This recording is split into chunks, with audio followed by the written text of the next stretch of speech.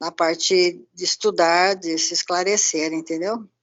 Perfeito. Só responder o Paulo, ele não está conseguindo entrar no link.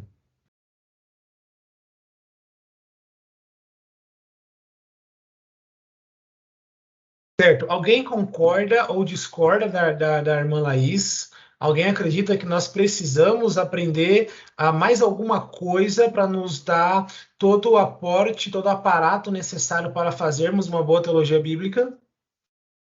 Eu concordo. Concorda? Eu acho que tem mais coisa que a gente precisa aprender ainda. Certo. Então, de fato, pessoal, tem ainda uma coisa que é essencial para o trabalho do teólogo bíblico, e nós vamos explorar esse fator essencial para o teólogo bíblico conseguir alcançar os seus ideais de forma plena, de forma que glorifique a Deus. É por isso, então, que o tema da nossa aula, creio que está aparecendo para vocês no slide, é Introdução à Teologia da Aliança. Introdução à Teologia da Aliança. Apesar de que a exegese, a hermenêutica, ela nos ajuda a fazer teologia bíblica na prática, nós precisamos, então, entender essa parte da teologia que é de extrema importância para o teólogo bíblico, que é uma compreensão correta das alianças de Deus. Tá certo? E as alianças de Deus, pessoal, elas são tão importantes para nós que nós podemos fazer uma analogia com a coluna vertebral do corpo humano.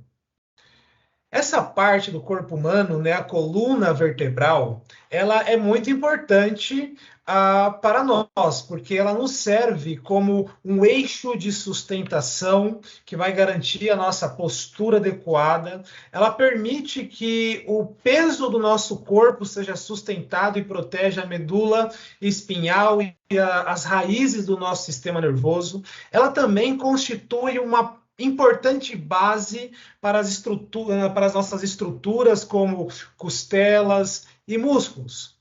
Se a nossa coluna vertebral ela for quebrada ou ela for fraturada, nós vamos enfrentar sérios problemas de complicações de saúde. É com base nisso, nessa analogia, que o William Teixeira, o fundador e presidente da Instituto Standard de Cristo, vai dizer o seguinte: ele diz que a teologia pactual ou a teologia da aliança, ela está para o corpo da teologia bíblica, assim como a coluna vertebral está para o corpo humano. O que o William está querendo dizer aqui? Ele está dizendo, pessoal, que se nós tivermos algum problema na nossa coluna vertebral, certamente nós vamos ter dificuldades para fazermos algumas coisas, como, por exemplo, se locomover. Quando nós estamos pensando nisso, aplicado à teologia bíblica, nós estamos querendo dizer que sem uma boa compreensão da teologia da aliança, a nossa teologia bíblica ela não consegue se desenvolver. Ela vai encontrar algumas dificuldades para ser sustentada à luz da palavra de Deus. Tanto é que isso é uma verdade que o próprio Charles Spurgeon ele disse uma frase muito interessante. A doutrina do pacto de Deus ela está na raiz de toda a teologia verdadeira. Tem sido dito que aquele que entende a diferença entre o pacto de obras e o pacto de graça é o mestre em teologia. Estou convencido de que a maioria dos erros cometidos pelos homens acerca das doutrinas da Escritura estão baseados em erros fundamentais com relação ao pacto da lei e ao pacto da graça. Então, diante dessas coisas, nós precisamos compreender alguns pressupostos básicos que a Escritura nos apresenta a respeito do ser de Deus e a respeito da forma que ele se relaciona com o ser humano, para que assim, então, nós venhamos entrar de cabeça no assunto da teologia bíblica. Deixa eu só responder aqui o Paulo Rogério, que está com dificuldade de entrar na nossa aula. A gente já prossegue.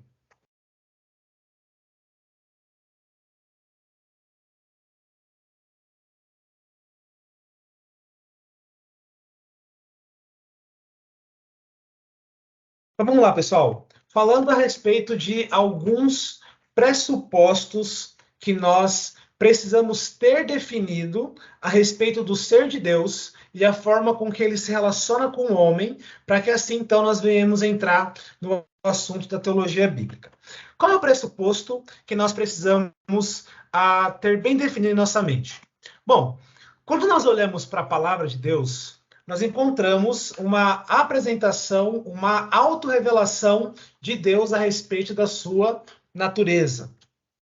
E quando nós lemos as escrituras de Gênesis e Apocalipse, fica muito claro que Deus, ele se revela como sendo um ser transcendente. Um ser transcendente. O que significa Deus ser um ser transcendente? Significa, pessoal, que Deus ele excede os limites da natureza. Que Deus ele excede os limites naturais. Ele é superior a tudo aquilo que é criado e ele está muito além do mundo físico, porque Deus ele é um ser metafísico que transcende a realidade material, porque o nosso Deus é um ser espiritual. Só que Deus ele não é apenas transcendente.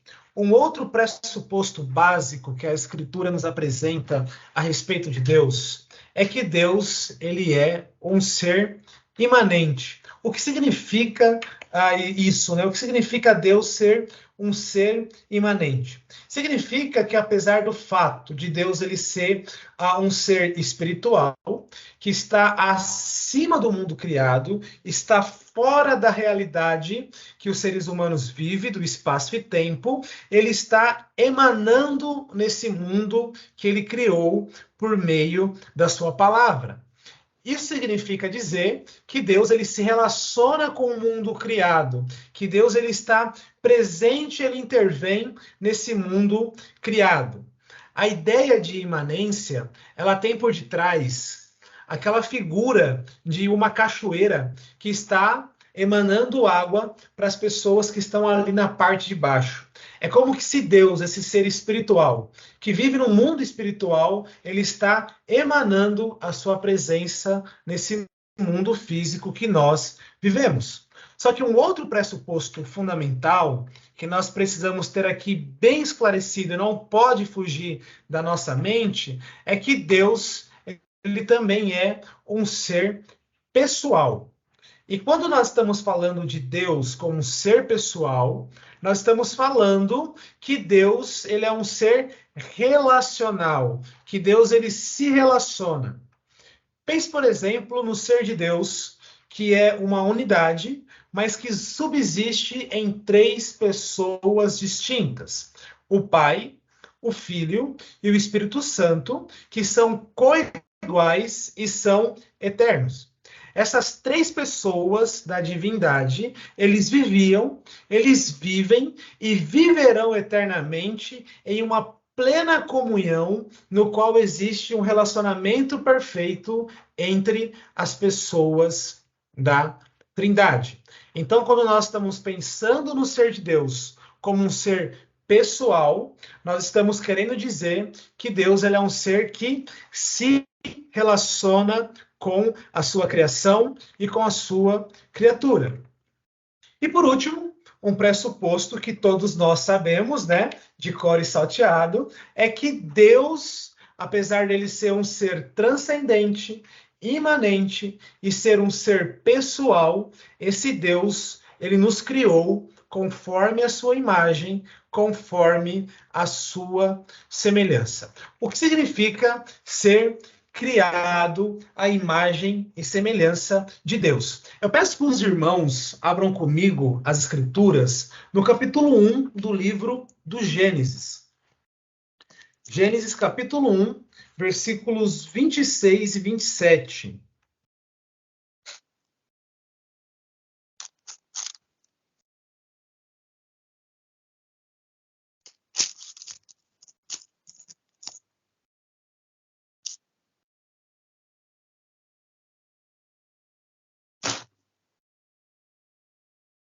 Quem pode ler para a gente os versículos 26 e 27 do capítulo 1 do livro do Gênesis?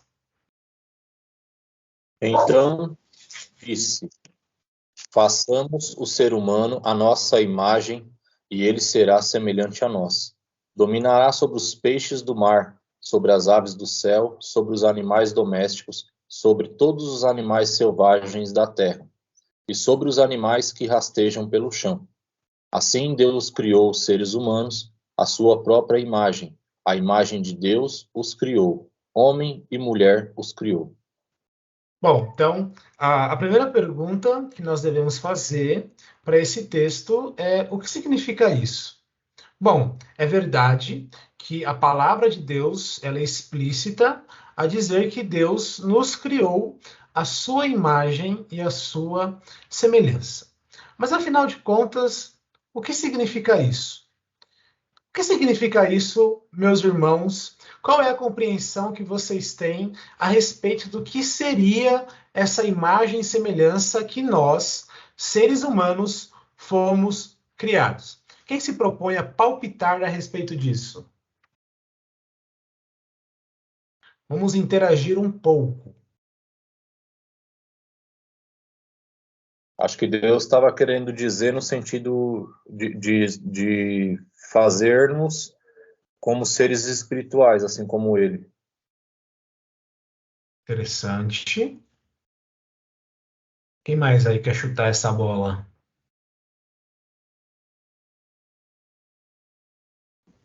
Eu acredito. Eu acho que não só no sentido espiritual, mas ser criado à imagem e semelhança de Deus, porque de toda a criação, o homem é o único que é capaz de ter moral, de seguir princípios, é um ser racional, no caso, né? Muito bom, perfeito. Tag, você ia falar? É um ser criativo, inteligente, Inteligente. que se comunica, que se relaciona também, né? Perfeito. Tudo isso que vocês falaram é verdadeiro. Está relacionado com o fato do homem ser a imagem de Deus. Mas vamos pensar na nossa última aula. Na nossa última aula, nós falamos um pouco a respeito de exegese e nós trabalhamos um pouco desse aspecto prático. Quando nós estamos olhando para esse texto, a primeira pergunta que nós devemos fazer é o que o autor original está querendo dizer ao seu público-alvo inspirado por Deus. É um fato que Deus nos criou a sua imagem e a sua semelhança. Mas isso tinha algum significado específico para os leitores originais de Moisés? Sim. Por quê? Porque no mundo antigo, no Oriente Próximo, era muito comum que os reis da antiguidade, eles faziam imagens sua. E qual era o propósito desses reis da antiguidade, do Antigo Oriente Próximo, criarem imagens próprias? Bom, quando um rei do Antigo Oriente Próximo, do tempo que Moisés viveu, ele precisava se ausentar do seu reino, do seu país, por questões diplomáticas, ele deixava a sua imagem ali no seu reino para expressar a sua autoridade naquele lugar. Então, no mundo antigo, era muito comum que os reis eles criavam imagens suas para servir como uma representação, como uma expressão do seu ser naquele local, enquanto ele estivesse ausente do seu reino por questões diplomáticas e políticas. Isso é verdade também aplicado às divindades do mundo antigo. Era muito comum que os homens criassem, que eles criavam imagens das suas divindades para indicar que aquela divindade ela estava sendo representada em determinados locais. Quando nós voltamos aqui para o texto do Gênesis, a figura que está aqui por detrás é justamente essa. Percebam que a segunda parte do versículo 26, a parte B, o próprio Deus, depois dele ter criado o homem à sua imagem e à sua semelhança, ele concede a esse ser humano a autoridade para exercer domínio sobre a sua criação. A parte B do versículo 26 diz: domine ele sobre os peixes do mar, sobre as aves do céu, sobre os grandes animais de toda a terra e sobre todos os pequenos animais que se movem rente ao chão. Então, quando nós olhamos, nós lemos aqui esse texto, é justamente essa figura, esse pano de fundo histórico que está sendo nos ensinado. Deus nos criou com o propósito de que o ser humano fosse uma exata expressão do seu ser. O ser humano, ele é, então, uma expressão de vice-regência de Deus aqui na Terra. Deus nos criou e nos colocou para dominar esse mundo. Então, quando nós estamos falando que Deus ele criou o ser humano à sua imagem, à sua semelhança, essa é a ideia por detrás. Ao contrário, então, dos antigos reis que criavam uma imagem inanimada, Deus, o Criador de todas as coisas, ele cria uma imagem viva no qual ele mesmo sopra nessas criaturas o teu espírito, o seu espírito. E quando Deus sopra o seu espírito nessas criaturas, de acordo com Gênesis 2, Deus ele começa a comunicar alguns dos seus atributos a esse ser humano criado à sua imagem. Daqui, então, nós deduzimos que quando Deus ele cria o homem à sua imagem, apesar de usar a figura do Antigo Oriente Próximo, ele não se limita apenas a utilizar essa figura. Deus confere a esse ser humano algumas características próprias que vai o distinguir de todas as demais criaturas, como a Stephanie compartilhou. Então, quando Deus ele criou o homem à sua imagem, Deus ele compartilhou com o ser humano, ou comunicou com o ser humano, alguns dos seus atributos e decidiu se relacionar com o ser humano por meio de alianças. Mas, afinal de contas, pessoal, o que são os atributos de Deus? Quando nós estamos falando que Deus ele compartilha ou ele comunica alguns dos seus atributos com o ser humano, nós precisamos entender o conceito de atributos de Deus. E o que significa atributos de Deus? Vamos lá. Assim, de uma forma prática, como Deus ele é espiritual, e também ele apresentando através de nós como imagem dele, também é um Deus aparente. Se eu olho para você, você olha para sua esposa, para o seu semelhante, você está vendo refletir neles a imagem de Deus. E como Jesus, numa das passagens dele, ele fala: quem vê a mim está vendo o Pai. E ele veio como um ser humano como nós. Então, eu acho que um dos atributos de Deus é o Espírito. Se nós fôssemos formados só de Espírito, ninguém ia ver ninguém, entendeu? Então, Deus se apresenta a nós através da sua criação. Creio que seja isso, não sei. Certo. Não, na verdade não é. A pergunta, na verdade, ela diz respeito a o que é um atributo, né? Quando nós dizemos atributos de Deus, o que são isso? O que é um atributo? Ô, Brenner, seria algum tipo de característica que é própria de Deus? É como se, por exemplo, se a gente fosse definir Deus, né? Quais seriam as características que a gente daria para ele? Quais são os aspectos, né? Do ser de Deus, talvez seja isso, características que ele comunica ou não comunica, né, mas que fazem parte de quem ele é. Perfeito, Stephanie. Batata, matou a pau, né, como diz o ditado. Os atributos de Deus, pessoal, na verdade, eles são as qualidades ou as características que são atribuídas a Deus pela Escritura. dada a condição especial de que Deus, que os atributos de Deus, na verdade, coincidem com o que ele é em seu ser. Então, nós podemos chamar, numa linguagem um pouco mais teológica, que os atributos de Deus são chamados de as perfeições divinas. É tudo aquilo que Deus é em seu ser. São todas as qualidades, características, aspectos que constituem o ser de Deus. E quando nós estamos pensando nessas qualidades, né, nessas características de Deus, nós encontramos nas Escrituras 2 grupos de atributos que Deus possui. E esses grupos são os grupos dos atributos comunicáveis e são os grupos dos atributos incomunicáveis de Deus. Por que eles são divididos nesses 2 grupos? Bom, vamos lá. Quando nós estamos falando de atributos comunicáveis, nós estamos falando de qualidades que são próprias de Deus, mas que Deus comunicou com o ser humano. Por exemplo, o Alex, a irmã Laís, falaram aqui que Deus ele é um ser espiritual. E essa qualidade de Deus ser um ser espiritual, propriamente dito, ele comunica essa qualidade conosco. Então, o ser humano, ele também é um ser espiritual. Ele possui 2 naturezas, a natureza material e a natureza espiritual.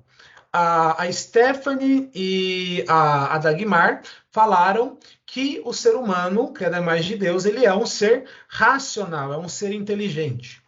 Quando nós olhamos para a Escritura, nós vemos que um dos atributos de Deus é que Deus ele é um ser lógico, ele possui a lógica em si mesmo como um atributo. E Deus ele compartilha, ele comunica esse atributo de lógica aos seres humanos. É por isso, então, que nós somos seres humanos racionais. É por isso que nós conseguimos pensar logicamente, isso nos distingue plenamente das demais criaturas.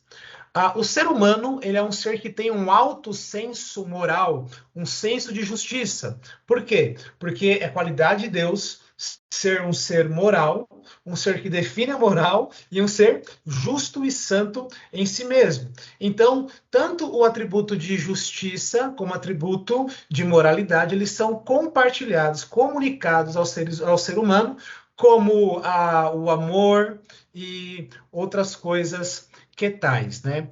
E os atributos incomunicáveis, por ora, são os atributos que apenas o ser de Deus possui, como onipotência, a onipresença, a onisciência, a soberania exaustiva, um conhecimento pleno de tudo que acontece, sem se limitar ao espaço e tempo.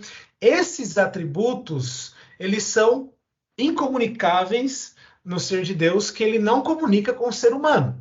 Então, quando nós estamos pensando, pessoal, no que o ser humano é, a imagem de Deus, nós somos esse ser que foi criado para ser uma expressão de Deus nesse mundo. Nós somos criados para representar Deus como vice-regentes, exercendo domínio sobre a criação, e nós gozamos desses atributos que Deus comunica conosco.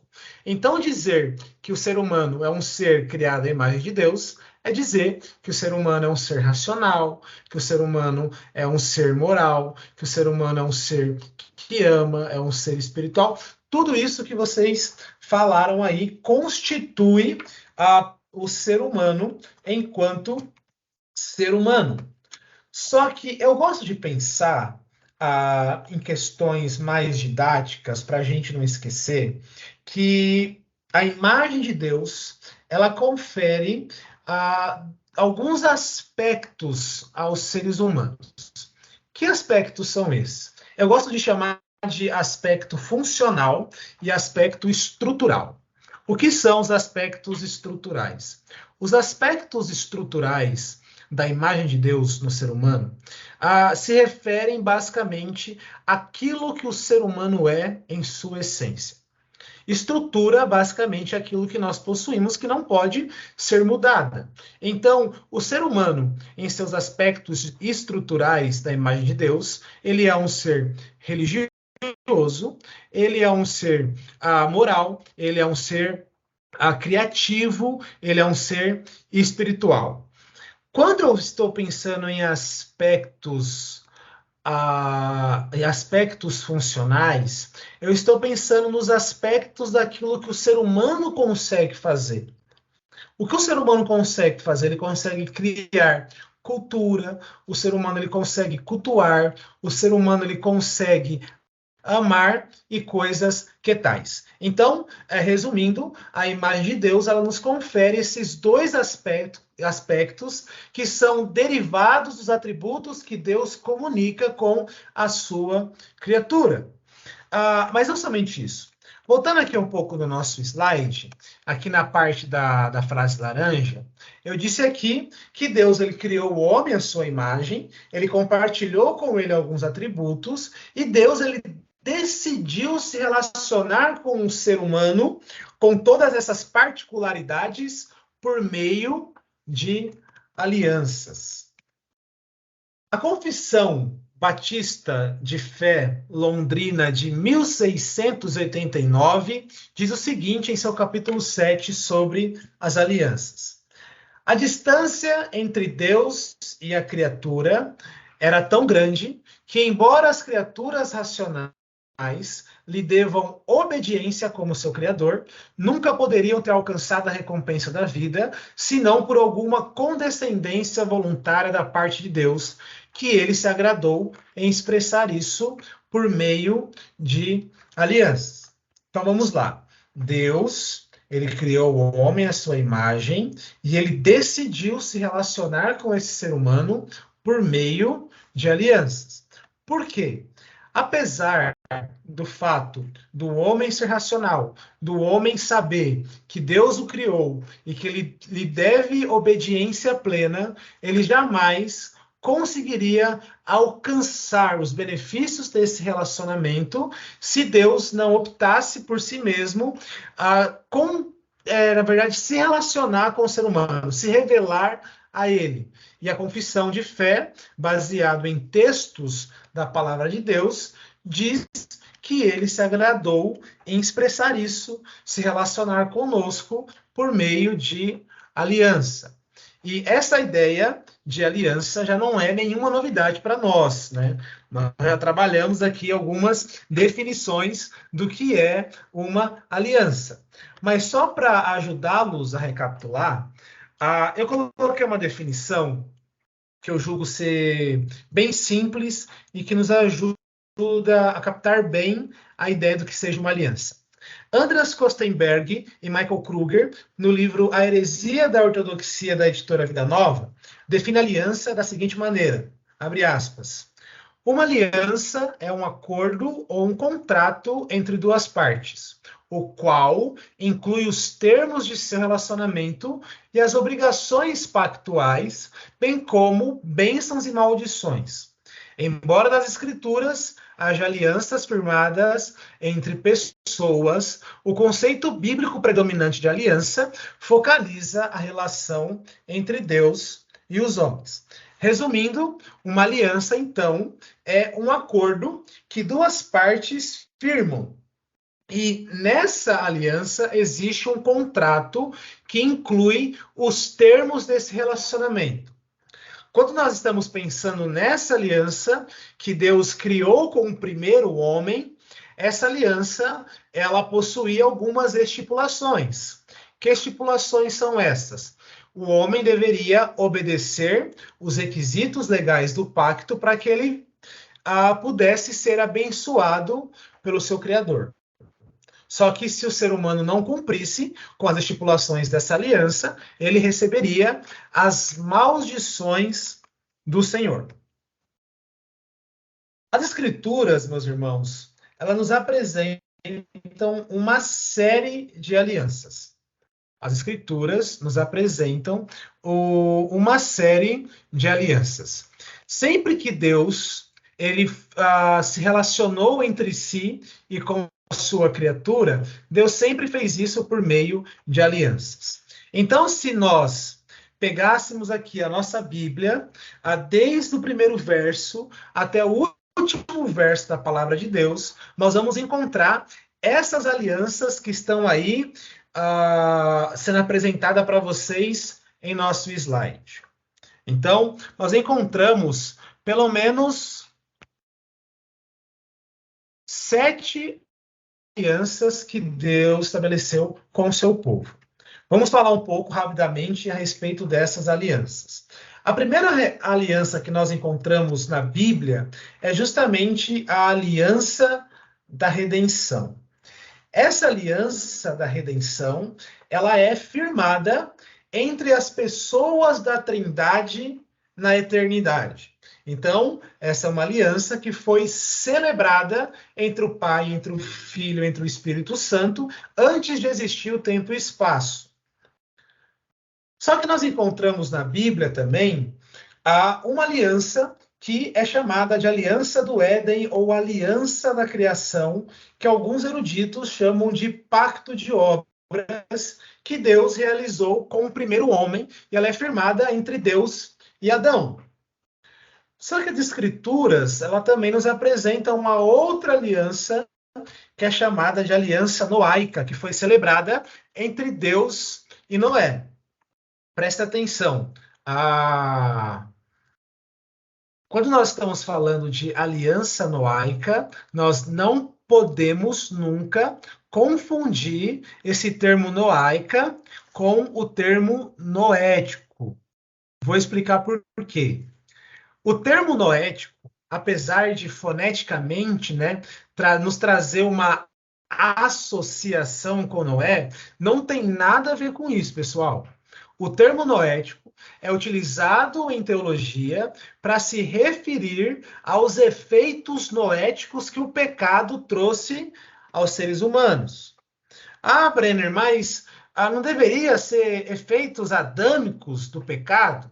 Não.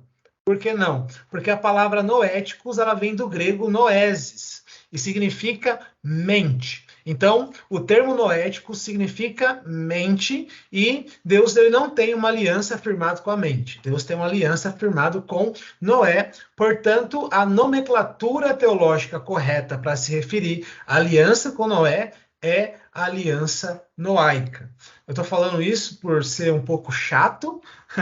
Como eu gosto de filosofia, a gente gosta muito de ter os termos bem definidos e bem explícitos para não causar confusão. Então, sempre que você ouvir alguém falando a aliança noética, a pessoa até pode ter uma boa intenção, mas, na verdade, a expressão correta é a aliança noaica. Fecha parênteses aqui. Foi só um parêntese que eu fiz para falar a respeito disso, porque eu fico muito indignado quando eu ouço as pessoas falando de aliança noética. Uma outra aliança que as Escrituras nos mostra é justamente a aliança que Deus firmou com Abraão, que é conhecida como aliança abraâmica. Mas nós também temos a antiga aliança, ou também nós podemos chamar de aliança sinaítica, ou aliança mosaica, que Deus fez com a nação de Israel no Monte Sinai, celebrado ali com Moisés. E nós também temos a aliança davídica, qual Deus ele fez. E por último, não menos importante, nós temos a nova aliança que é feita com Jesus Cristo, que havia sido prometida a Adão e Eva em Gênesis 3:15, mas isso é um assunto mais para frente aqui da nossa aula. Pessoal, eu não quero estar falando em alguns termos muito difíceis, mas falar da teologia da aliança é algo fundamental quando nós estamos pensando em termos de teologia bíblica. E é necessário aqui nós fazermos alguns apontamentos a respeito do pano de fundo que encorajou, que motivou a Deus utilizar essa figura com o seu povo. toda a Escritura ela é inspirada por Deus e nenhum de nós discordamos disso. Só que quando Deus ele inspirou a certos homens, ele utilizou ali o estilo próprio de escrita desses homens, bem como o seu conhecimento cultural. E quando nós encontramos essa palavrinha e esse conceito de aliança na Bíblia, nós devemos entender que esse conceito era muito explorado no Antigo Oriente Próximo. Qual é o pano de fundo, então, que o Antigo Oriente Próximo nos oferece a respeito da ideia de aliança?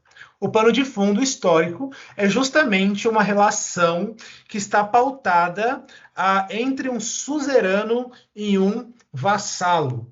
Alguém aqui se recorda o que é um suzerano e o que é um vassalo? Suzerano e vassalo.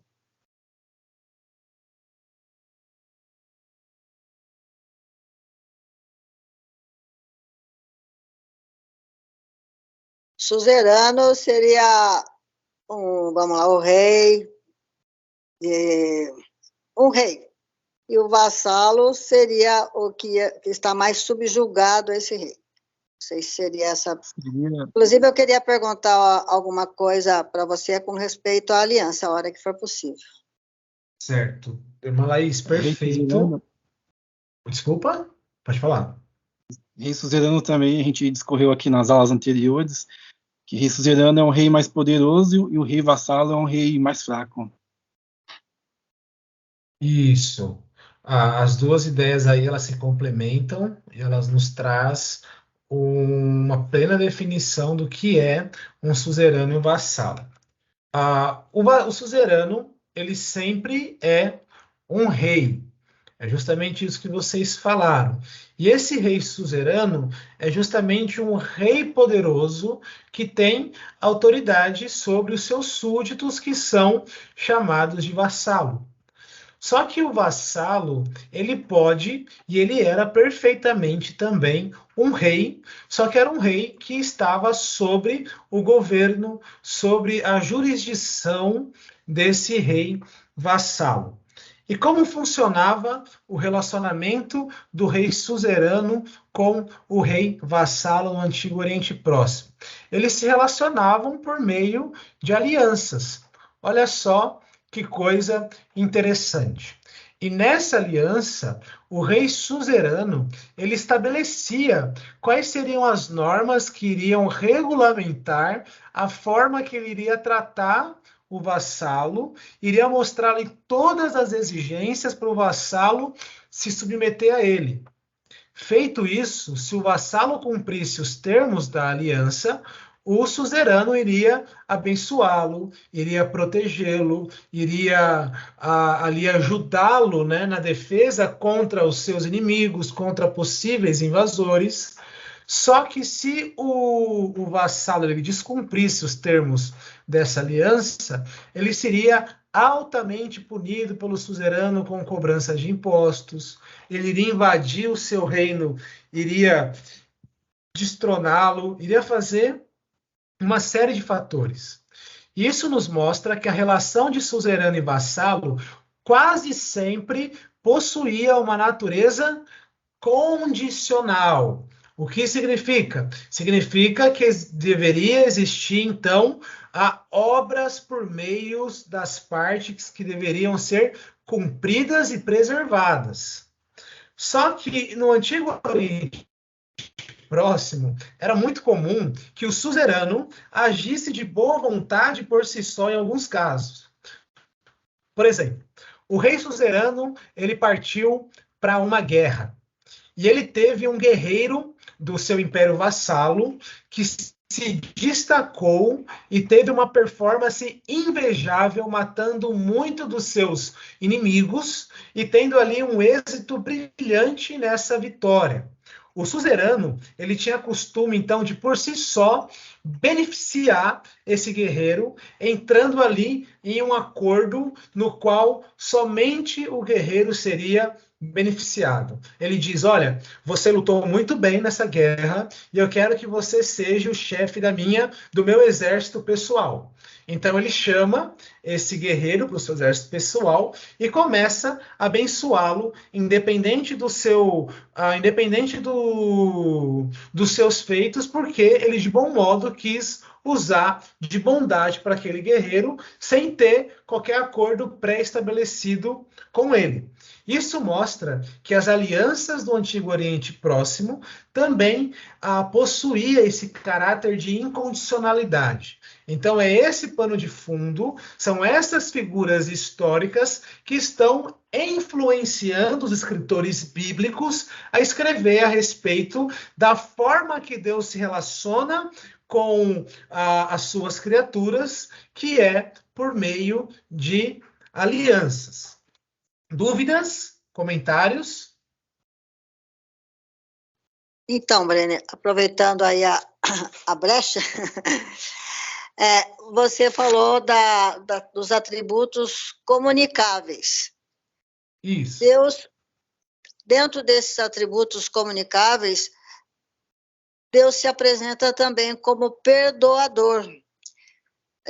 Na leitura da palavra, a gente observa que uma nova aliança sempre vinha depois, por exemplo, no dilúvio, no afastamento do pessoal do Éden,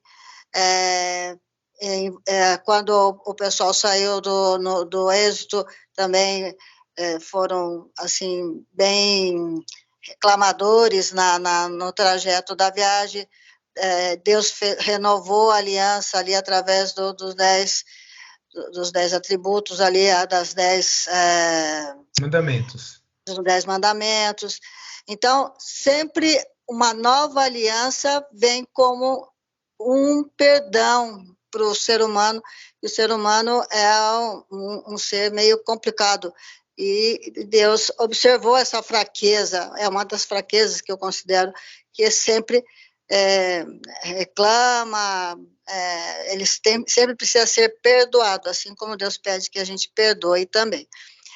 Eu posso entender essa questão das alianças com esse olhar ou não? Bom, sim, pode, porque quando o primeiro casal, Adão e Eva, eles pecaram no Éden, quebrando a aliança de Deus, Deus ele sancionou as sanções do pacto. Adão e Eva, eles foram subjugados por Deus, eles receberam as maldições condicionadas à sua desobediência. Todavia, Deus não apenas os puniu, mas Deus ali, ele não firmou uma aliança, mas ele deu uma aliança em promessa para o primeiro casal, de que viria um redentor da estirpe dele, da prole deles, que iria desfazer a obra da serpente. E a Bíblia nos ensina, irmã Laís, que todos os crentes do Antigo Testamento que creram em fé nessa promessa, no herdeiro prometido, na aliança prometida, eles foram salvos, eles alcançaram perdão. Então, sim, só que, por exemplo, a aliança de Noé, o que está acontecendo ali é um outro caso. Na aliança do Sinai, também é um outro caso. Apesar de o homem estar pecando na trajetória do deserto até a terra prometida, Deus ele firma com o povo uma aliança condicional, uma aliança no qual Deus sabia que o ser humano jamais cumpriria. E o ser humano ele quebra esse pacto e ele é então punido por Deus com as maldições desse pacto. Só que nós podemos entender também, em contraste, utilizando já a nossa aula de tipologia, né, que a lei ela foi dada justamente para que o ser humano soubesse que ele é pecador e que ele não consegue, em hipótese alguma, obedecer plenamente à lei de Deus. E isso estava apontando, estava levando ele a olhar para aquela aliança de graça que Deus havia prometido, e era justamente nessa aliança de graça que ele alcançava o perdão. Tá certo? Não sei se respondi. Bom, pessoal, então, dito essas coisas, dando essa contextualizada a respeito do pano de fundo histórico, que as alianças de Deus elas são nos apresentadas, tanto no Antigo quanto no Novo Testamento, vamos destrinchar um pouco a respeito de cada uma dessas alianças. Eu peço que você mantenha aí a sua Bíblia bem aberta. Aliança da redenção. Como eu falei para os irmãos, a aliança da redenção foi um pacto que Deus ele firmou consigo mesmo, entre as pessoas da Trindade na eternidade passada. Por que essa aliança ela recebe o nome de Aliança da Redenção? Por quê? Porque ela se refere justamente a um pacto entre o ser de Deus, no qual ele vai salvar o seu povo. Como é que funciona essa aliança na prática? Pense comigo que Deus, o Pai, ele possuía um povo que era seu. Deus, o Pai, ele possuía um povo que era seu. Só que Deus, o Pai, ele quer revelar o seu amor, a sua misericórdia e a sua graça para esse povo. Então, dentro do plano eterno de Deus, de mostrar graça, de mostrar o seu amor e a sua misericórdia a esse povo, ele traça ali todo o plano de salvação, no qual esse povo recebe o decreto, um decreto no qual permite esse povo pecar. E esse povo, então, ele peca. E esse povo que Deus tem na eternidade, ele dá esse povo a Jesus Cristo. Deus, o Pai, tinha um povo, então ele dá esse povo a Jesus Cristo. E Jesus Cristo, dentro desse acordo, dentro dessa aliança, ele escolhe, por si só, de forma soberana, morrer para salvar esse povo e para revelar a esse povo o amor, a misericórdia e a graça de Deus. Só que tem uma outra parte nesse pacto, que é o Espírito Santo. O Espírito Santo, então, nessa aliança, ele aceita, ele escolhe vir convencer o povo de Deus da obra de Cristo e revelar o amor do Pai, do Filho e dele para o ser humano. Então, o pacto da redenção, ele fala justamente que Deus tinha um povo eleito, que Deus deu esse povo eleito para Jesus Cristo. Jesus Cristo veio morrer para salvar esse povo eleito, e o Espírito Santo, nesse pacto, ele torna essa obra patente no ser humano, ele aplica os efeitos da redenção no coração do ser humano, abrindo seus olhos para que ele venha compreender a profundidade e amplitude dessa obra salvífica. Quais são as bases bíblicas que nós temos para defender essa ideia? Abra comigo as Escrituras, lá no Evangelho de João, no capítulo 17, versículo 6, no qual essa trama fica muito mais clara.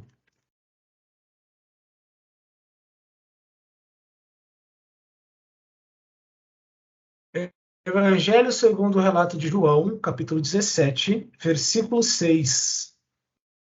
Diz o seguinte: Eu revelei teu nome àqueles que do mundo me destes. Eles eram teus, tu os destes a mim, e eles têm obedecido a tua palavra. Com quem Jesus está dialogando aqui? Na verdade, Jesus ele está orando por seus discípulos. Então, se Jesus ele está orando por seus discípulos, ele está falando ao Pai. E o texto diz, Jesus orando, dizendo que ele revelou o nome do Pai àqueles que o Pai tinha dado a ele do mundo. E o texto continua dizendo: Estes, Pai, que o Senhor me deu do mundo, eles eram teus, mas o Senhor os deu a mim, e eles têm obedecido a tua palavra. Em outro lugar do Evangelho, Jesus vai dizer que o Espírito Santo ele foi enviado para nos convencer do pecado, da justiça e do juízo. Se esses, então, eles têm obedecido a palavra do Senhor, é porque o Espírito lhes convenceu do pecado, da justiça e do juízo. Logo, nós vemos esse pacto da redenção sendo colocado aqui em prática no Evangelho de Jesus Cristo. Estão conseguindo entender? Um outro texto que nos dá substrato para tirarmos as nossas conclusões e deduzir logicamente das Escrituras é o texto de Timóteo, capítulo 1. Quem pode ler o texto da Epístola de Paulo, versículo 1, e do versículo 1 até o versículo 3.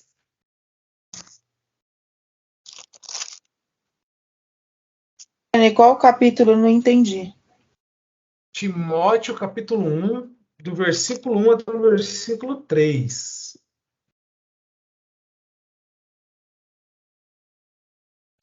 Primeiro ou segundo Timóteo? Perdão, primeiro Tito. Eita, errei. É com Primeiro T. Tito. É Tito, É com T. É discípulo de Paulo. É epístola pastoral. Tito, capítulo 1. 1 ao 3. Do versículo 1 ao versículo 3, Esther. Paulo, servo de Deus e apóstolo de Jesus Cristo, para promover a fé que é dos eleitos de Deus e o pleno conhecimento da verdade segundo a piedade, na esperança da vida eterna que o Deus que não pode mentir prometeu antes dos tempos eternos e, em tempos devidos, manifestou a sua palavra, mediante a pregação que me foi confiada por mandato de Deus, nosso Salvador. Perfeito. Então, o que o texto diz que Paulo, ele está escrevendo isso, ele é um servo de Deus, apóstolo de Cristo, para levar os eleitos de Deus à fé e ao conhecimento da verdade que conduz à piedade. Em seguida, ele diz que a fé, o conhecimento, que essa fé e esse conhecimento, eles se fundamentam na esperança da vida eterna, a qual Deus, que não pode mentir, estabeleceu e planejou ela desde quando? Desde a eternidade passada, e essa obra de salvação ela foi planejada então nesse pacto, nessa aliança de redenção. Nós poderíamos aqui explorar outros textos, como o texto de 1 Pedro e Apocalipse 13, que vai dizer que o Cordeiro de Deus ele foi morto antes da fundação do mundo, antes de existir a criação do homem. Esse plano de redenção ele já havia sido traçado pelo Deus Trino, e ele fez isso nessa aliança que ele firmou entre o Deus Pai, o Deus Filho e o Deus Espírito Santo. Então, pessoal, a aliança da redenção ela funciona dessa forma e nós temos bases bíblicas para acreditarmos nela. Uma outra aliança que nós precisamos explorar, como ela funciona e entender o seu perfeito funcionamento, é justamente a aliança do Éden, que é chamada de o Pacto de Obras. Só que quando nós lemos o capítulo 1 e o capítulo 2, o capítulo 3 do livro do Gênesis, a palavra aliança ela não aparece nesses capítulos. Então, vamos provavelmente colocar aqui uma problemática para a nossa aula. Se a palavra aliança ela não aparece explicitamente nesses 3 capítulos, por que acreditar que existe uma aliança no Éden? Bom, apesar da palavra aliança não aparecer ali no capítulo 1, 2 e 3, isso não significa que o conceito de aliança não esteja presente naquele contexto. Só que o profeta Oséias, no capítulo 6, abra comigo em Oséias 6, depois de Daniel, Oséias 6.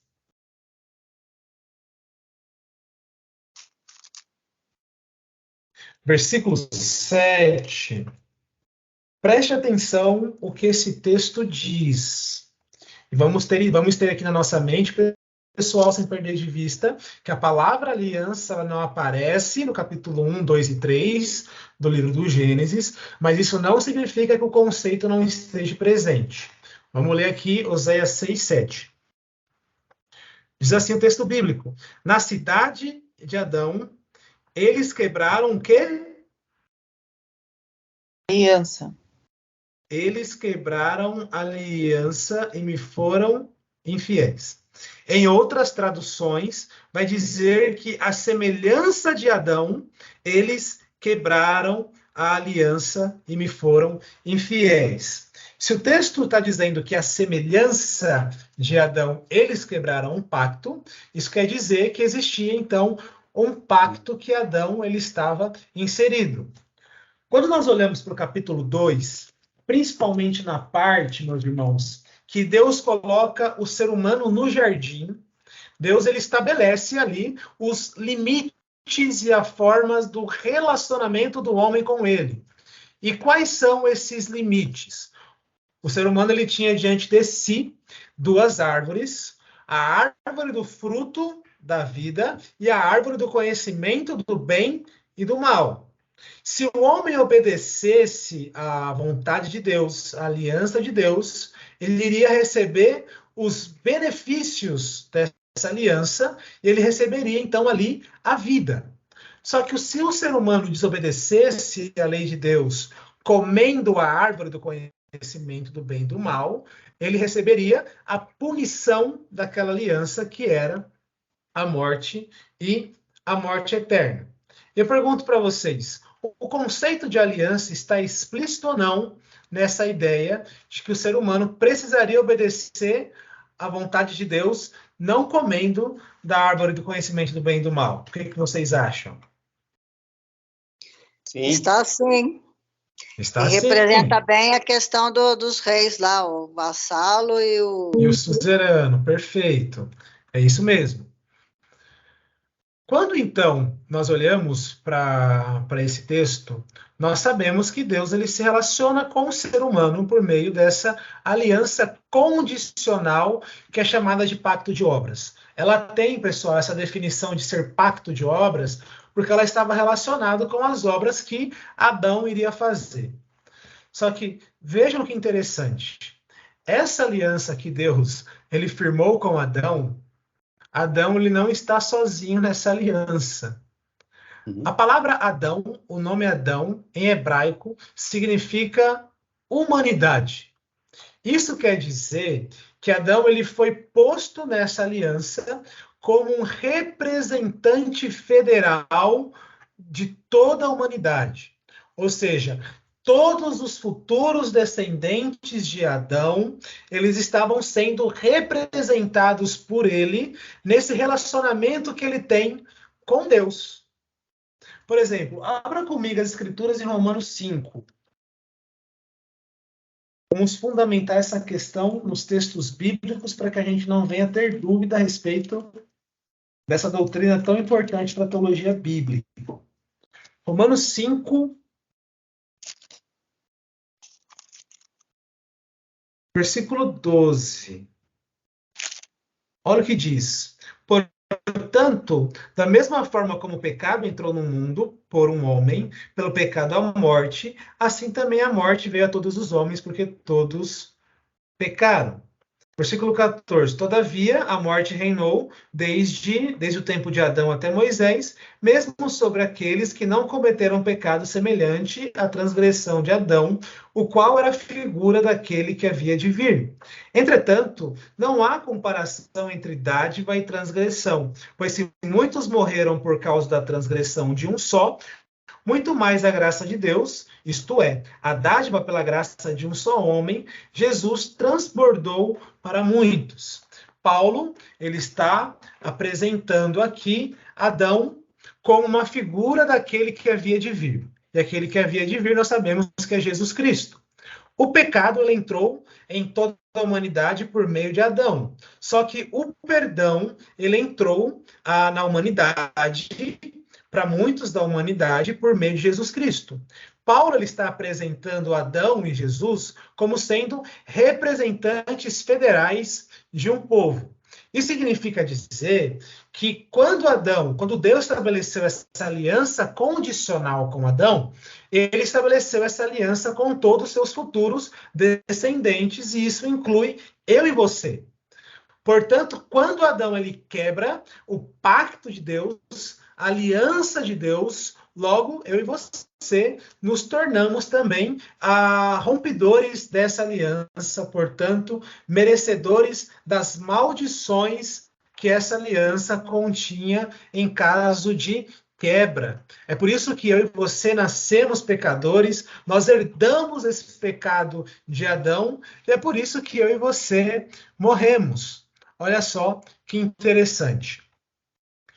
Só que quando Adão ele peca, em Gênesis 3,15, nós encontramos Deus anunciando a sua promessa de que uma nova aliança iria entrar em vigor e que Deus iria desfazer as obras que Satanás realizou ali em Gênesis 3. E essa aliança é chamada de aliança da graça ou nova aliança, que foi dada em promessa para Adão e Eva. A aliança noaica que nós encontramos em Gênesis 9, essa aliança, ela foi feita entre Deus e Noé, pessoal, e nela Deus promete preservar a terra para a chegada do descendente da mulher. E como essa aliança ela é simbolizada? Qual é o símbolo que Deus utiliza para mostrar que ele firmou essa aliança? Abra comigo as escrituras em Gênesis 9. Essa é uma aliança muito bonita que Deus criou com o seu povo.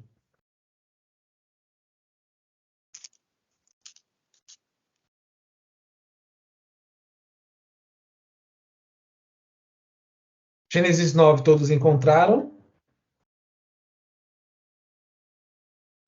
Sim. Leia, por favor, alguém, o versículo 8 e o versículo até o versículo 11, perdão.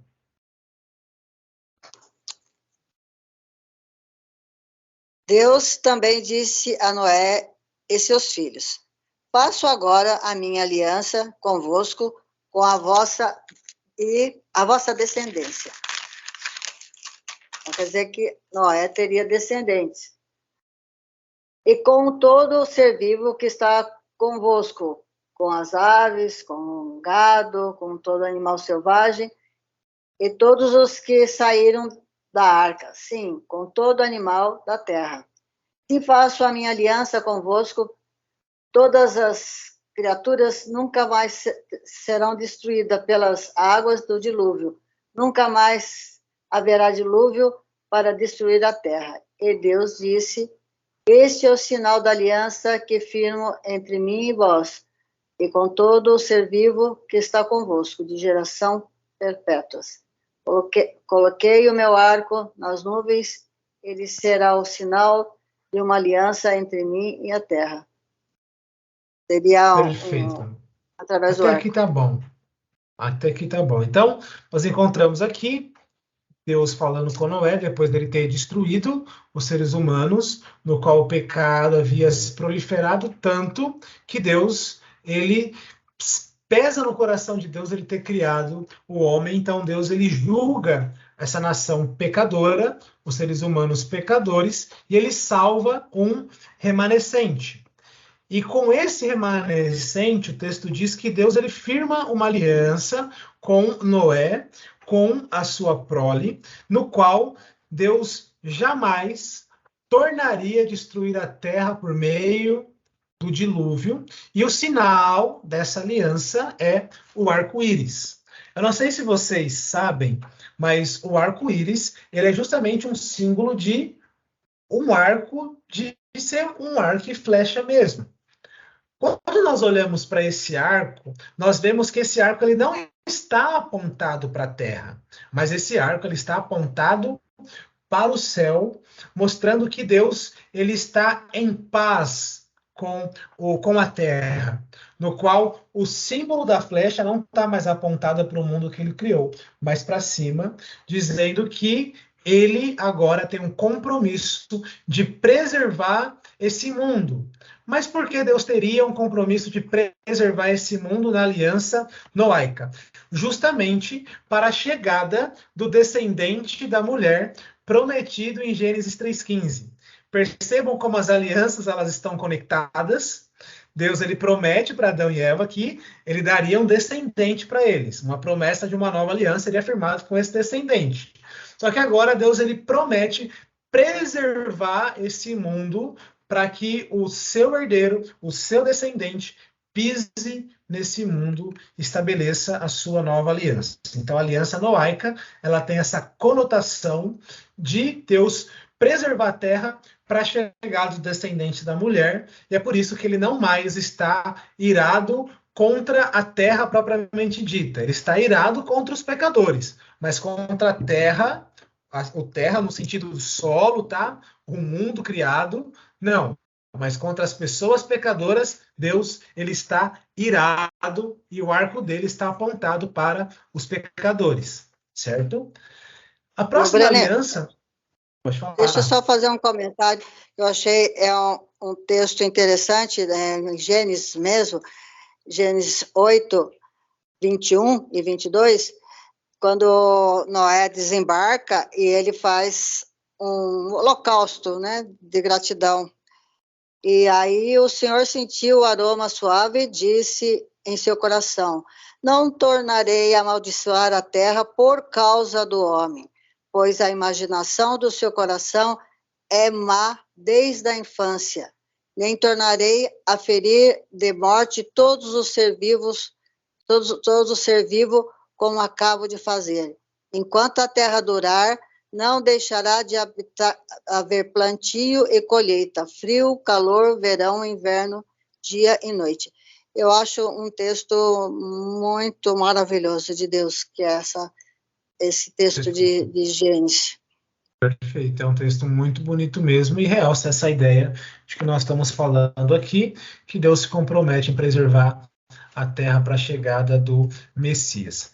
Já na aliança abraâmica, pessoal, nós vemos que Deus ele chama Abraão de Ur dos Caldeus, terra dos seus ancestrais, uma terra idólatra, e Deus ele começa a se relacionar com Abraão. E quando Deus vai se relacionar com Abraão, Deus se relaciona com ele por meio de aliança também. E nessa aliança abraâmica, que nós encontramos no capítulo 15 e no capítulo 17, nós vemos que Deus ele promete uma descendência vasta, uma descendência numerosa a Abraão, dizendo que um descendente de Abraão iria trazer a bênção para todas as nações da terra. Vamos ver o que significa. Gênesis 15.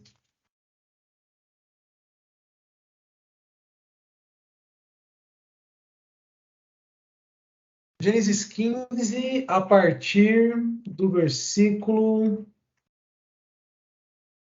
4. Eu vou ler aqui. A Gênesis 15, 4. Então o Senhor deu-lhe a seguinte resposta: seu herdeiro não será este. Um filho gerado por você mesmo será o seu herdeiro. Levando para fora da tenda, disse: olha para o céu e conte as estrelas, se é que pode contá-las. E prosseguiu: assim será a sua descendência. Abraão creu no Senhor, e isso lhe foi creditado como justiça. Disse-lhe ainda: eu sou o Senhor que te tirei de Ur dos Caldeus para lhe dar essa terra como herança. Perguntou-lhe Abraão: ó soberano Senhor, como poderei saber que tomarei posse dela? E o Senhor respondeu: traga-me uma novilha, uma cabra, um carneiro, todos com 3 anos de vida, e também uma rolinha e um pombinho. Abraão trouxe todos os animais, cortou-os no meio e colocou cada metade em frente à outra. As aves, porém, ele não cortou. Nisso, aves de rapina começaram a descer sobre os cadáveres, mas Abraão as exortava: ao pôr do sol, Abraão foi tomado por um sono. Abraão foi tomado por um sono e veio sobre ele densas trevas e apavorantes. Então o Senhor lhe disse: saiba que os seus descendentes serão estrangeiros numa terra que não lhes pertencerá, onde também serão escravizados e oprimidos por 400 anos. Mas eu castigarei a nação a quem servirão como escravos, e depois de tudo isso sairão com muitos. Você, porém, irá em paz a seus antepassados e será sepultado em boa velhice. Na quarta geração, os seus descendentes voltarão para cá. Depois que o sol se pôs e veio a escuridão, eis que um fogareiro esfumaçante como uma tocha acesa passou entre os pedaços dos animais. Naquele dia, o Senhor fez a seguinte aliança com Abrão: aos seus descendentes dei a terra, desde o ribeiro do Egito até o grande rio, o Eufrates, a terra dos queneus, dos quenizeus, dos cadmoneus, dos hititas, dos fariseus, dos refaíns, dos amorreus, dos cananeus e dos girgaceus e dos jebuseus. Ou seja, Deus ele estabelece uma aliança com Abraão, no qual ele se compromete a dar descendentes a Abraão e também dar uma terra a Abraão. E o fato disso é que nesse ato de estabelecimento da aliança, Deus é a única parte que passa entre os holocaustos, dizendo que essa aliança é uma aliança incondicional. Só que essa aliança, pessoal, ela tem 2 pontos, 2 promessas. A primeira promessa é de uma descendência, e que a descendência de Abraão, todas as famílias da terra seriam abençoadas. Ou seja, aquela promessa que Deus fez em Gênesis 3:15, de uma nova aliança, ela também agora ela é reafirmada com Abraão. Deus reafirma aquela aliança com Abraão, dizendo: o descendente de Eva também será o seu descendente. E Deus ele promete também uma terra para essa população, para esses descendentes ocupar. Qual é o símbolo dessa aliança? O símbolo dessa aliança é a circuncisão, que vai indicar que a semente de Abraão é uma semente separada. Gênesis 17. Quem pode ler para a gente Gênesis 17?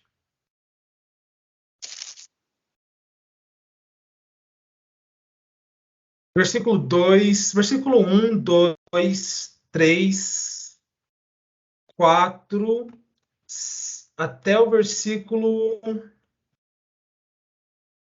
11. Quem pode ler para a gente? Na verdade, lê do versículo 9 até o versículo 11 para a gente poupar um pouco de tempo. Versículo 9 até o 11. Disse mais Deus a Abraão: guardarás a minha aliança, tu e tua descendência no decurso das suas gerações. Esta é a minha aliança que guardareis entre mim e vós e a tua descendência. Todo macho entre vós será circuncidado. Circuncidareis a carne de vosso prepúcio. Será isso por sinal de aliança entre mim e vós. Então, o símbolo da aliança que Deus estabelece com o povo é justamente a circuncisão. E a circuncisão, ela tinha justamente o propósito, pessoal, de mostrar que a descendência de Abraão, ela era separada das demais descendências para ser povo de Deus e para habitar na terra que Deus havia prometido. Esse era o único propósito da circuncisão. Mostrar que a semente de Abraão que viria, ela era santa porque ela foi circuncidada. Ela levava o símbolo da aliança de Deus. Portanto, ela separava o povo de Israel, futuramente uma nação formada em Israel, né, das demais nações do mundo. É justamente isso, então, que nos ensina a aliança abraâmica. Deus prometeu um povo a ele. Além de Deus prometer o povo, Deus promete um descendente. Esse descendente que Deus promete a Abraão também é o descendente de Adão e Eva. E Deus promete uma terra para que esse povo que estava sendo formado a partir da estirpe de Abraão viver e habitar. E é justamente aí que nós entramos na aliança sinaítica ou na aliança mosaica.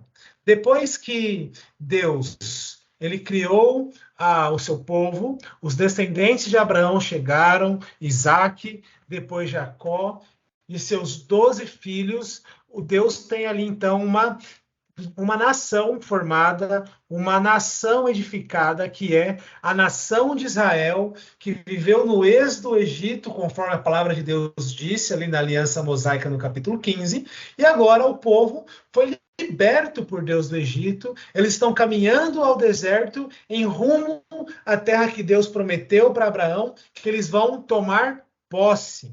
E Deus, então, ele começa a preparar uma nação nos seus moldes, formando essa nação no sentido do culto que eles deveriam prestar a Deus. E também Deus ele entra numa aliança com esse povo para estabelecer, delimitar a forma que ele vai se relacionar com esse povo.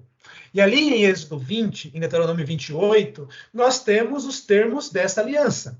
E analisando todo o capítulo 20 do Êxodo e todo o capítulo 28 do livro de Deuteronômio, nós podemos concluir que essa aliança mosaica ou aliança sinaítica, ela é uma aliança condicional que estava condicionando a estadia do povo na terra prometida a Abraão.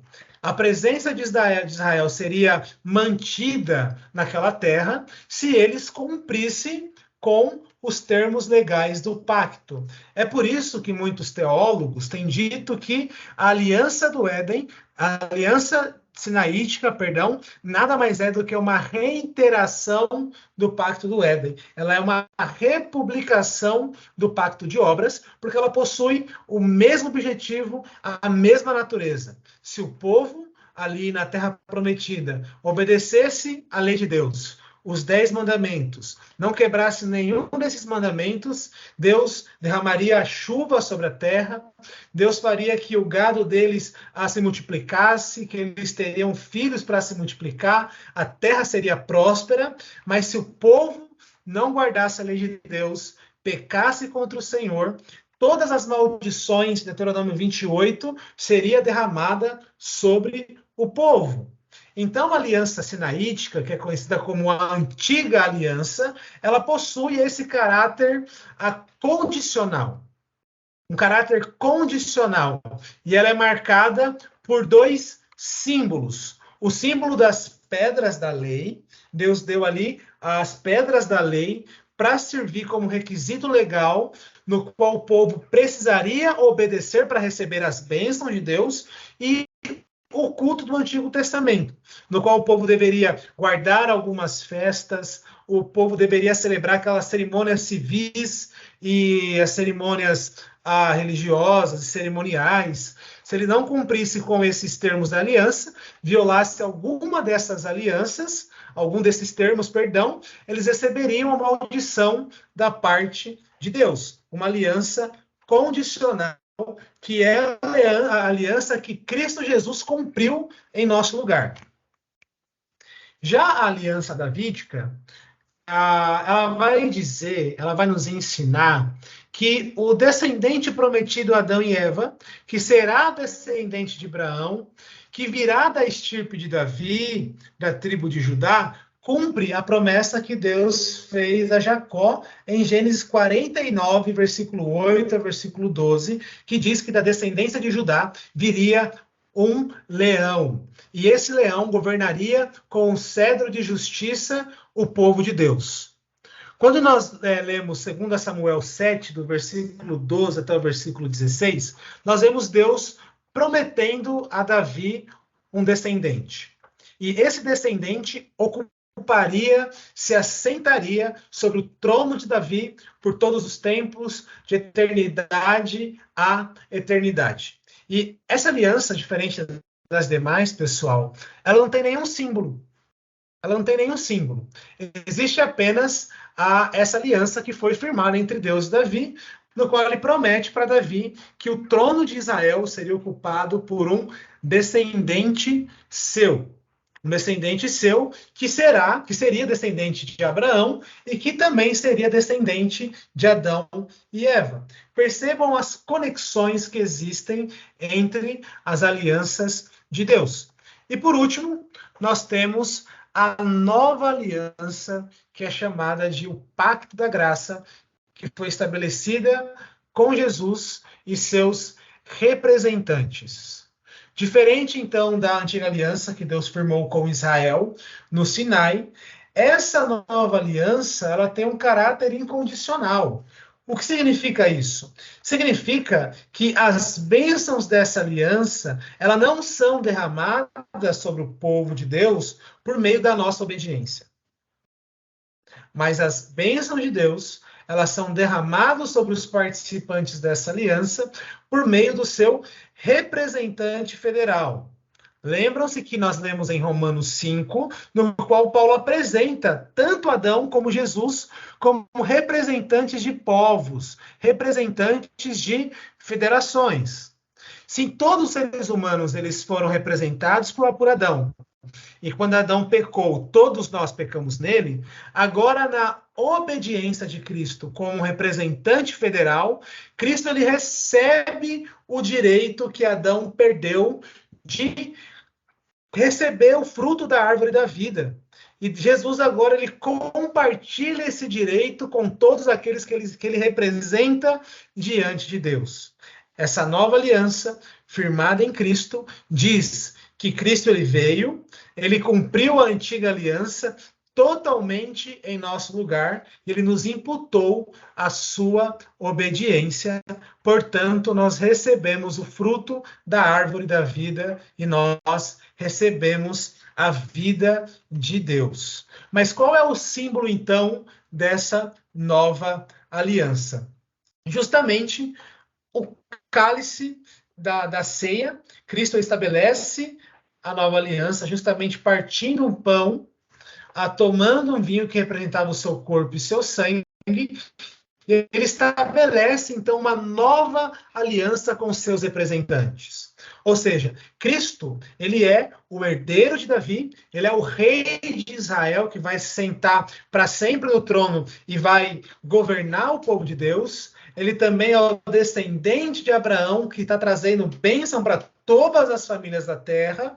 E ele também é o descendente da mulher, que estabelece agora uma aliança de graça com todas as pessoas que ele representa. Pessoal, eu tenho muito mais coisas para falar a respeito desse assunto.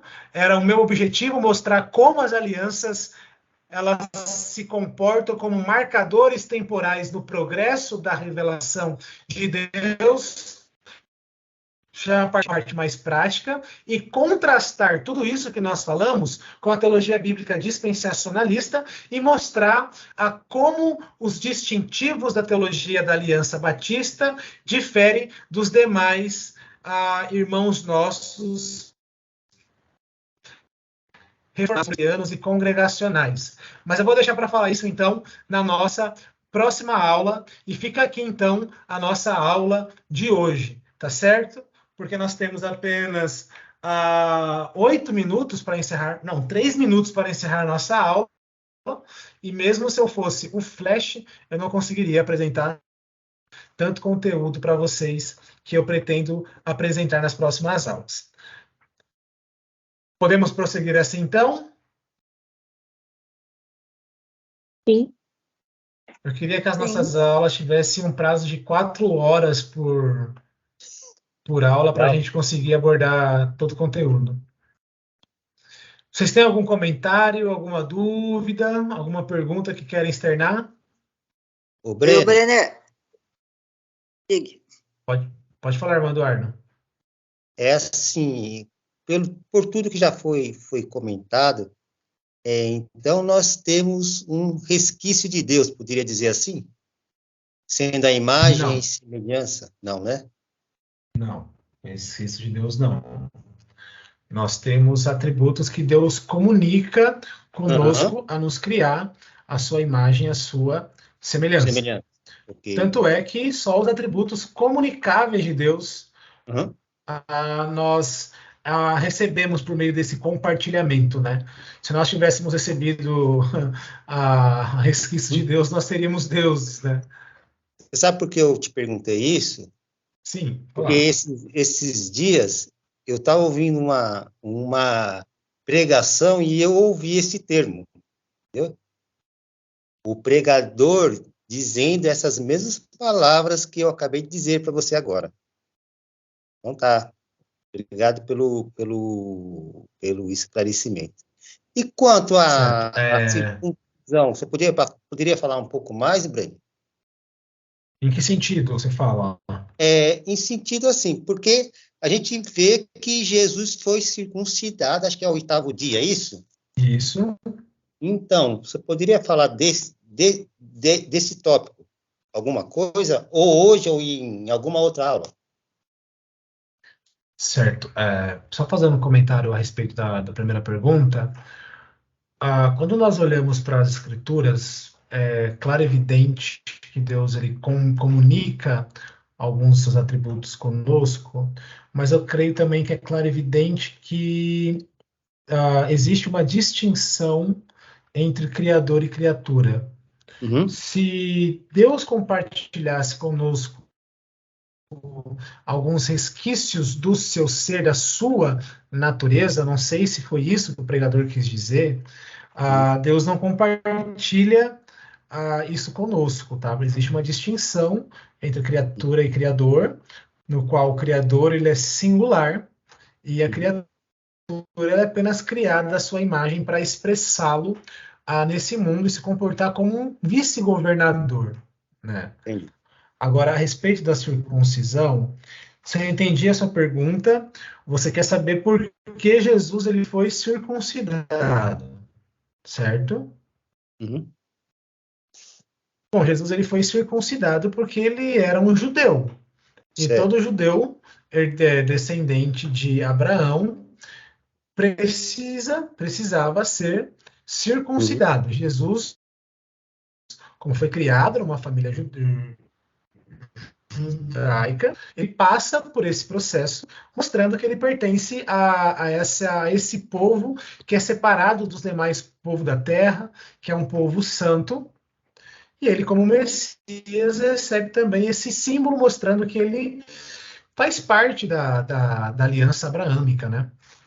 Entendi. Agora, pensando nos dias atuais, isso ainda é aplicável para os judeus, no sentido de que eles não consideram Cristo como o cumpridor das promessas de Deus a Abraão. Os judeus, eles não creem que Jesus é o Messias prometido da casa de Israel. Agora, se nós formos pensar a respeito de como a circuncisão se aplica aos povos gentílicos, o Novo Testamento ele trata isso, dizendo que não tem nenhuma aplicabilidade para os povos gentios. Até porque Abraão ele não foi salvo por ser circuncidado. Paulo vai dizer em Romanos capítulo 4 e capítulo 5 que Abraão ele foi salvo porque ele creu em Deus e isso lhe foi imputado como justiça. E esse ato de Abraão crer nas promessas de Deus aconteceu antes de Abraão ser circuncidado. Não sei se eu respondi. Eu entendi que eu vi também que é muito falado assim, a circuncisão verdadeira é a circuncisão no coração, né? Essa Isso, exatamente. Paulo fala isso em Romanos 4, Paulo fala isso também em Colossenses capítulo 2, dizendo que a verdadeira circuncisão é a circuncisão do coração, que é provocado pelo Espírito Santo, no qual o nosso coração de pedra ele é rompido e um coração de carne ele nasce no lugar. Tá tudo bem claro, Brenner. Mas alguém tem alguma dúvida, algum comentário? Eu queria comentar a respeito das alianças, que aqui em Hebreus é abordada. E a antiga aliança era um símbolo transitório. Cristo é o mediador de uma aliança melhor e eterna. Então, quer dizer que em todas as alianças que Deus fez com o seu povo, era uma coisa transitória para ele, para o povo, sendo aperfeiçoado até chegar a Cristo, que não seria no momento que ele veio. Entendi isso? O capítulo 8 é bem expressivo, a questão das alianças. Eu achei interessante isso. Sim, eu coloquei aqui no slide justamente o capítulo 7 de Hebreus, o 8, 9, 10, trata justamente sobre a distinção de natureza e caráter da antiga aliança com a nova aliança, mas nós precisamos ter em mente que quando o texto está dizendo antiga e nova aliança, ele está contrastamente a aliança que Deus estabeleceu no Sinai com a nova aliança que estabeleceu em Cristo. Isso não está relacionado, por exemplo, com a aliança de Abraão. Tá certo?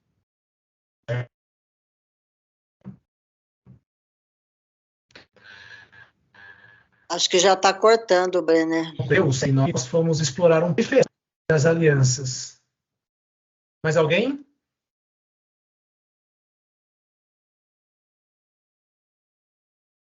Não? Bom, pessoal, então vamos orar para encerrarmos a nossa aula. Eu vou pedir para o irmão Nelson fazer uma oração para a gente encerrar a nossa aula. Pode ser, irmão Nelson? Pode ser, Brenner. Santo Deus, eterno Pai, obrigado, Senhor, por esse dia, Senhor, que o Senhor nos concedeu e por essa explicação, Pai, em nossas vidas, Senhor. Quero agradecer também ao professor Bremer, aos nossos irmãos que estão assistindo às aulas, Pai, que o Senhor, Pai, coloque em nós todo o ensinamento da Tua palavra, Senhor. Que o Senhor nos dê um dia abençoado amanhã e uma noite agora abençoada, Senhor, que nós possamos andar sempre em Tua presença, Pai. Nos oriente, Senhor, nos capacite a cumprir a Tua vontade, Pai. É isso que nós pedimos e agradecemos em nome de Jesus, nosso Senhor, nosso Salvador. Amém. Amém. Amém. Amém. Pessoal, era isso que eu queria compartilhar com vocês hoje. Espero que tenha trazido alguma edificação, alguma compreensão. E na próxima aula nós vamos aí encaminhando para os nossos aspectos mais práticos. Que Deus vos abençoe e não esqueçam de mandar o trabalho de exegese no meu e-mail ou no meu WhatsApp, tá bom? Tchau, tchau. Amém. Uma boa semana para noite a todos. vocês. Semana, irmãos. Boa noite. Igualmente, Boa noite. Tchau, Deus abençoe a todos. Boa noite. Boa noite.